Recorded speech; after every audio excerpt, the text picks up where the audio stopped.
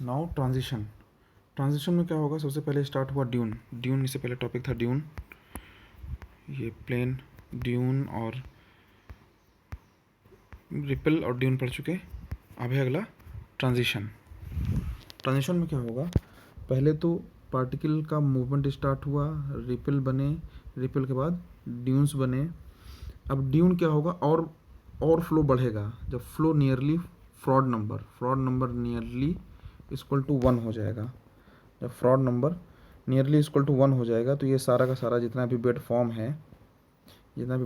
है सारा wash out हो जाएगा। कोई भी ये जो ड्यून है सब साफ हो जाएंगे, वॉश आउट हो जाएंगे। ऐसी कंडीशन को बोलेंगे ट्रांजिशन जोन।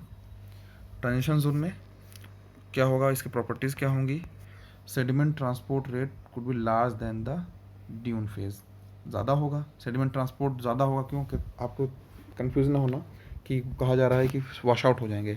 वॉश आउट हो जाएंगे, पर जब वॉश आउट होंगे जो ड्यून बना हुआ है ये वॉश होकर के कहीं ट्रांसपोर्ट तो करेगा, कहीं को आगे को अप स्ट्रीम साइड में कहीं फ्लो हो जाएगा।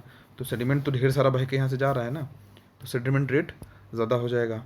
The flow will be sub critical range with the Froude number. मैंने बताया अभी आपको, Froude number nearly equal to 1। इसका जो डायग्राम बनेगा कुछ इस तरह का, सारा जितना भी ड्यून व्यून बना था सब वॉश आउट हो गया। इसमें देखो बिंदी बिंदी ये दिखाया गया, आप नोट्स में देखेंगे। तो ये क्या है, सेडिमेंट मूवमेंट हो रहा है। ठीक है। Next is standing wave. Next standing wave, जब इस ट्रांजिशन के बाद, ट्रांजिशन पॉइंट के बाद, इस ट्रांजिशन पॉइंट के बाद जब भी बात करेंगे आगे कि इसका वेलोसिटी और बढ़े, तब ऐसी कंडीशन में स्टैंडिंग वेव्स जनरेट हो जाएंगी। स्टैंडिंग वेव जब ट्रांजिशन से भी आगे कंडीशन बढ़ेगी तो क्या होगा, बेड में एक वेवी फॉर्म में बेड फॉर्म रहेगी, एक वेव फॉर्म में, और इस वेव फॉर्म का जो सरफेस होगा वो इसके फेज़ में होगा। जिस जिस तरह से बेड का फॉर्म होगा उस तरह से सरफेस भी वेव फॉर्म में आ जाएगी, इसलिए इसको बोलते हैं स्टैंडिंग वेव फॉर्म। सिमेट्रिकल होगा, सिमेट्रिकल इसके वेव फॉर्म जनरेट हो जाते हैं। ठीक है, सिमेट्रिकल वेव फॉर्म। ये लिखा the surface undulation will be in the phase with the sand wave. जो सैंड वेव बनेंगे उसके फेज में होंगे। फेज में होना का मतलब समझा देता हूँ मैं आपको। फेज में होना मतलब ये बेड है इसका ऐसा, और इसकी सरफेस है ऐसी, तो ये फेज में नहीं है, फेज से अलग हो गए। अगर इसकी सरफेस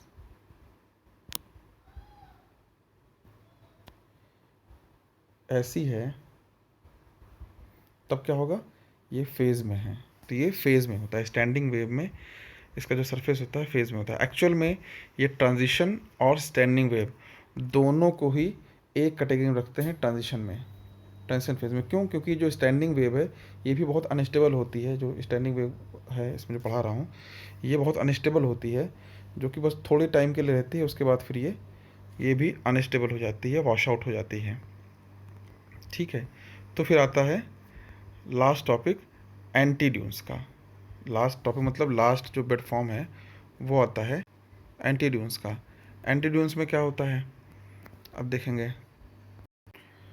इसमें होता क्या है, जो शेयर स्ट्रेस है, शेयर स्ट्रेस अगर और बढ़ जाए, यानी अल्टीमेटली बढ़ जाए बहुत ज़्यादा, तो जो अभी ये स्टैंडिंग वेव फॉर्म में क्या था, इसके फेज़ मैंने बताया अभी कि जो ये सिमेट्रिकल सरफेस बेड सरफेस होगा, इसके फेज़ में जो इसके फेज़ में होगी जो सरफेस वेव फेज़ में होगी, तो जब जब ज़्यादा और स्ट्रेस बढ़ जाएगा, यहाँ वाला ये स्ट्रेस और ज़्यादा बढ़ जाएगा, शेयर स्ट्रेस टाउ की बात कर रहे हैं, टाउ नॉट की, अगर वो और ज़्यादा बढ़ जाएगा, ऐसी कंडीशन में क्या होगा, ये जो सरफेस है ये और ज़्यादा स्टीप हो जाएगी, और ज़्यादा स्टीप होना शुरू हो जाएगी, ऐसे और ज़्यादा स्टीप होना शुरू हो जाएगी। स्टीप होते होते एक कंडीशन ऐसी आएगी जब ये तो वाटर की तो सरफेस ऐसा है नहीं कि वर्टिकल खड़ी हो जाएगी ये, तो एक लिमिट के बाद ऐसा होता है कि ये जो वाटर सरफेस की जो स्मूथनेस है, जो एक सिमेट्रिसिटी है, ये जो है ब्रेक होना शुरू हो जाती है। यहाँ तक पानी आएगा और जंप लेगा या कुछ भी जो इसकी स्मूथनेस है, ये जो फॉर्म बना हुआ है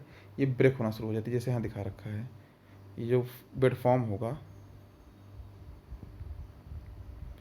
बेड फॉर्म है, फिर इसके साथ में सरफेस है, तो सरफेस इतनी स्टीप हो जाएगी यहीं पे ये ब्रेक हो करके फिर फॉर्म आगे बढ़ेगी। इस तरह से मतलब सरफेस की जो स्टीपनेस है इसकी वजह से ये जो एक वेव है ये वेव ब्रेक होना शुरू हो जाएगी, वेवी फॉर्म इसका ब्रेक होना शुरू हो जाएगा, कुछ ऐसे जैसे इसमें दिखाया गया है। तो ऐसी कंडीशन को क्या बोलते हैं, एंटी ड्यून्स। तो हमने इसमें अपने बेड फॉर्म पढ़ लिए सारे।